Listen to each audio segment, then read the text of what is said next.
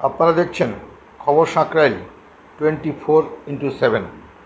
বাংলা নববর্ষের প্রাক্কালে শিয়ালদহ স্টেশনের ডিআরএম ভবন সেজে উঠল আলোকমালায়। শিয়ালদহ স্টেশন কলকাতার সবচেয়ে গুরুত্বপূর্ণ পরিবহন কেন্দ্র, যা কলকাতা শহরকে উত্তর 24 পরগনা, দক্ষিণ 24 পরগনা, নদিয়া, মুর্শিদাবাদ, হাওড়া ও হুগলির কিছু অংশের সঙ্গে শহরতলির সংযুক্তিকরণ করেছে।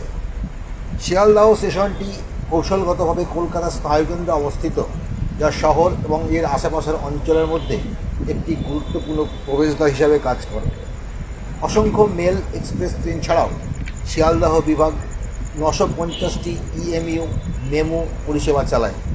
শিয়ালদহ স্টেশনে প্রত্যেক দিন প্রায় 15 থেকে 18 লক্ষ যাত্রীকে পরিষেবা দেওয়া হয় এবং ভারতের যে কোনো একক রেলওয়ে স্টেশনের মধ্যে এটি সর্বোচ্চ।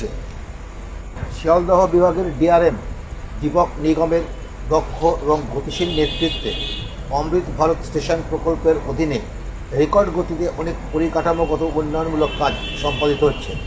সদ্য সংস্কার করা শিয়ালদহ স্টেশন কমপ্লেক্সে 12টি কোচ বিশিষ্ট ইএমইউ রেক ধারণক্ষম একাধিক প্ল্যাটফর্ম, ওয়েটিং রুম এবং ফুড কোর্ট, দোকান এবং এক্সিকিউটিভ রেস্টরুমের মতো পরিষেবার সংযুক্তিকরণ করা হয়েছে।